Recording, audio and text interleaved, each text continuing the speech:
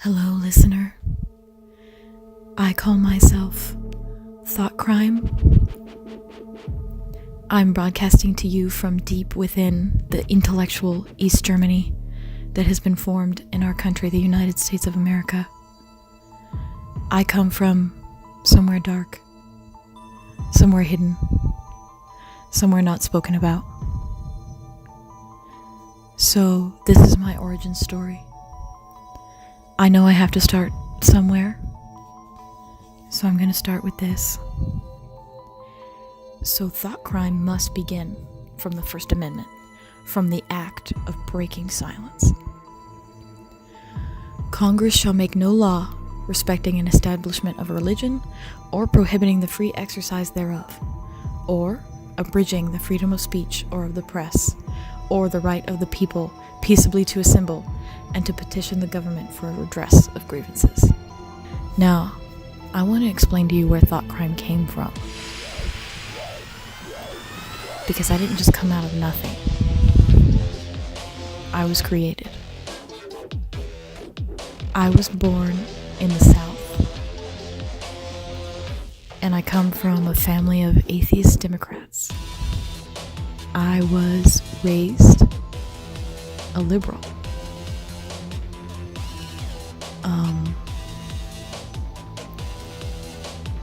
So that's the beginning.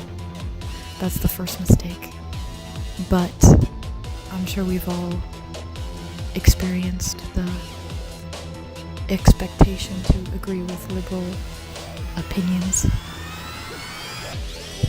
Let me explain what happened to me.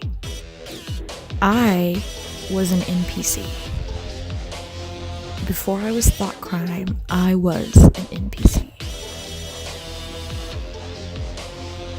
What does that mean? It means that I had accepted all of the programming that they give us in the mainstream media, in the welfare system, the state propaganda.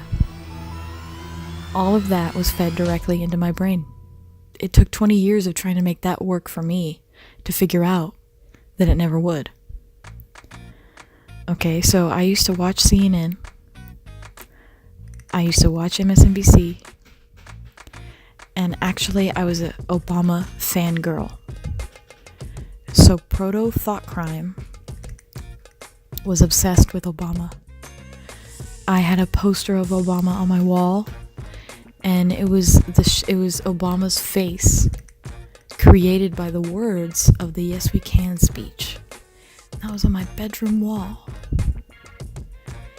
Everything, because when I was a child and I was in high school in 2012, I loved Obama so much that even though I couldn't vote, I actually volunteered for his campaign to get him re-elected into that. I didn't even consider the fact that it might not be right, because my family always told me that Republicans were racist, backwards, sexist, homophobic, transphobic, Islamophobic. Republicans are basically less evolved than us. That was the message. Republicans are stuck in the past, and Republicans are sad and backwards, and they're primitive and barbaric, and liberals are the ones who see the future. So I bought that for a while, and even when I was studying abroad in Europe, I was in Europe in 2016, I voted for Hillary Clinton by absentee ballot. I voted for Bernie in the primaries, and I voted for Hillary Clinton in the actual election. And the only thing that ever made me question the reality that was presented to me was Hillary lost. And that was when something in my brain started to crack, because they told us that Hillary was supposed to win. And actually, if you listen to conservative talking heads, they'll tell you that liberals are so shocked that Trump won because they assumed that after Obama, liberals would always win elections. They would always be in power. That's 100% true. I can only speak for myself, but I really did assume that once Barack Obama had been elected, we would never go back to Republicans and they were outdated. It was just a matter of time until they were gone. Obviously, that didn't happen. And so immediately their narrative became, oh, they're evil, they've taken over, this is backwards, we've got to impeach him. He was fairly elected.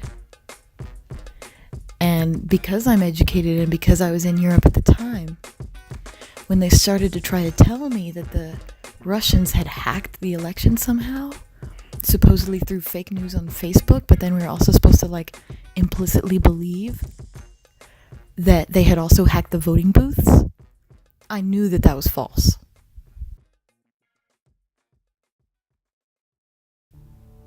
And I don't think they anticipated that me becoming educated would result in me being conservative. Because another thing that liberals assume is that Republicans only disagree with them because they haven't heard the whole story. Which is obviously hilarious because that's exactly how it is for liberals. I sincerely believe that they are decent people with good intentions who are being misled by misinformation from our government, the enemy of the people too, the fake news. The misinformation comes from the fake news. It is truly the enemy of the people because it's essentially the propaganda arm of the federal government and the deep state. So while Obama was in power, it just went unquestioned pretty much, or at least NPCs didn't notice that anything was off. And then suddenly I had to question the nature of my reality. I had to question what they were telling me. I had to question what I believed. The Russia investigation was one of the first things that was clearly off to me.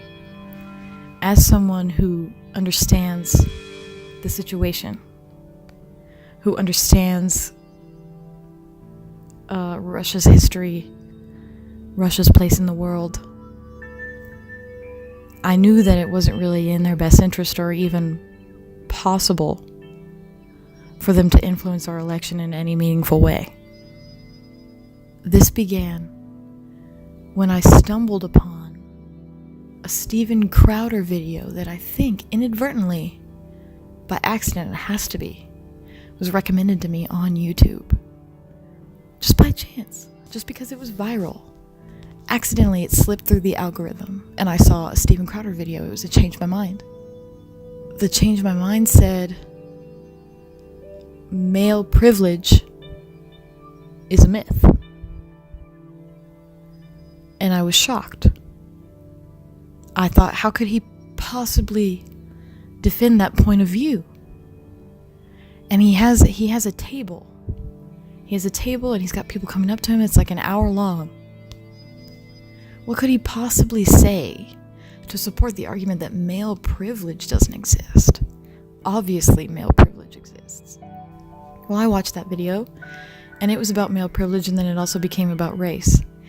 And I heard the college students say what I was thinking at the very beginning of the video. And then I heard his answer to those things. And I had never heard anyone challenge a liberal after the initial exchange of typical one-liners, Liberals will assume that you don't know that male privilege exists. So when you tell them it doesn't exist, the first thing they say is they try to explain it to you. Well, that's what they did to him. And he had an answer. He said he still was not convinced. And at that point, for me and for the college students in the video, it was all new territory. We had never had our ideas challenged. And that one video made me realize that not only did what I believed not make any sense, but I had been purposefully and intentionally shielded from any kind of reasoning that would prove that wrong. And when I realized that we have that kind of censorship in this country, I was astounded. Now, it might just be because I'm trapped here, deep deep within East Germany that I never heard anything, but the fact that there's even a stronghold like that, even just one, should terrify all of us. Because actually, each college campus is one. It's a stronghold. Each university in this country is a stronghold of communist ideology that has been rendered innocuous and is being distributed to our next generation on purpose. There's no other explanation for it. And so I see it for what it is. If you are a liberal and you figure it out and you leave, there's nothing you could do to make them hate you more. It's even worse. It's even worse than being the enemy. In this beginning, I want to present to you some messages from my uncle. And so I want to illustrate what it's like inside of a liberal stronghold with these. Imagine for a moment, if you will, that you're surrounded by liberals. All your friends and family and loved ones. Just imagine that. That's how it was for me. And these messages from my uncle were prompted by me publicly announcing that I was walking away from the Democratic Party. Coming out of the closet, as it were. But this seems to be the only closet that they're not very tolerant of you coming out of. So this is what a liberal says to a conservative disappointment. You are really, really naive. Having virtues is not virtue signaling. You're talking like an idiot. Listen to reasonable people. Again, let's make this practical.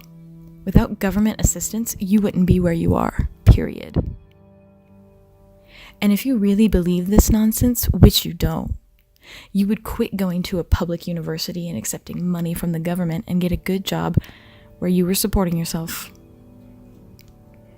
Holy fuck, you were not raised to be this stupid. And it is heartbreaking to hear you peddle this anti-diversity, nearly racist bullshit. I don't care if you want to be a Republican. That's fine. You can believe in all the limited government and free enterprise what's that you want. But you shouldn't be this version of a Republican at this point in time. What the fuck? Who is polluting your mind with this racist garbage? You're going down dark paths. Like I'm legit worried about you. This isn't you. You gotta get away from these people. This is not the you I know.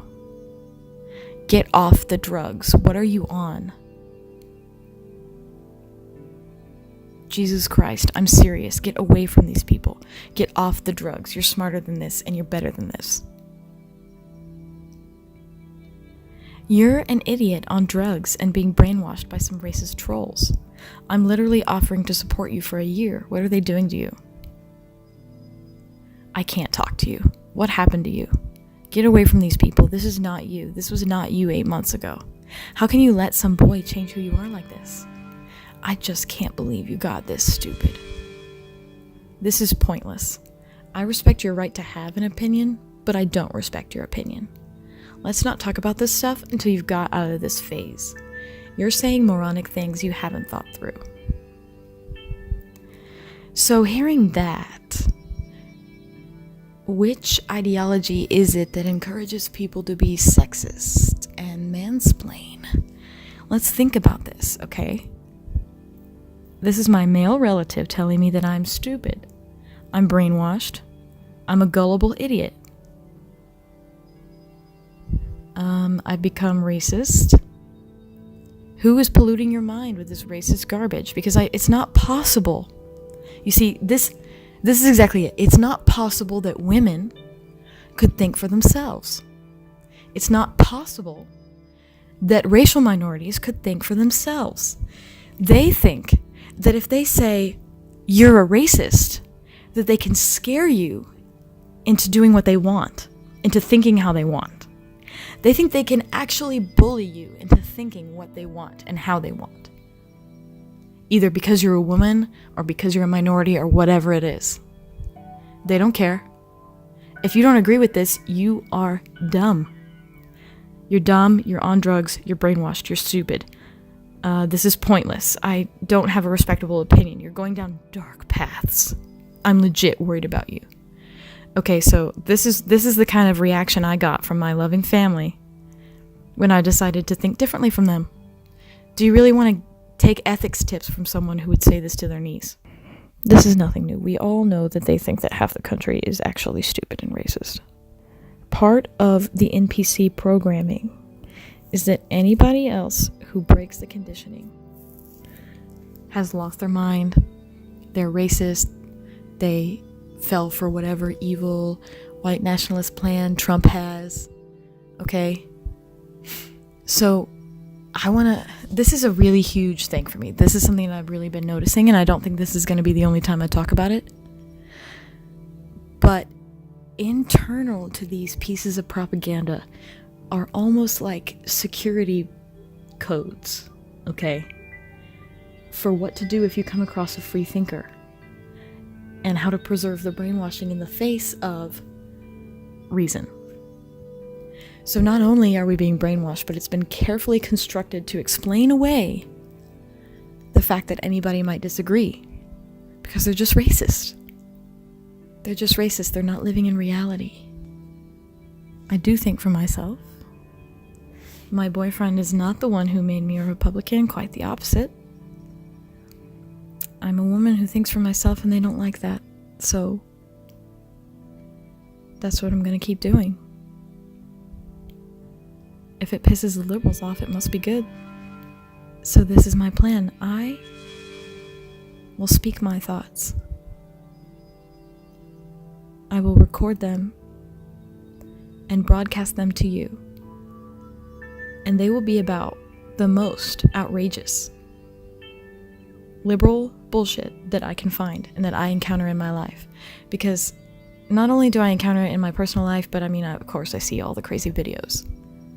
Okay, and I think as an ex-liberal, I can really offer some insight into why this is especially heinous. Why actually all of this Antifa stuff, they seem like a bunch of losers.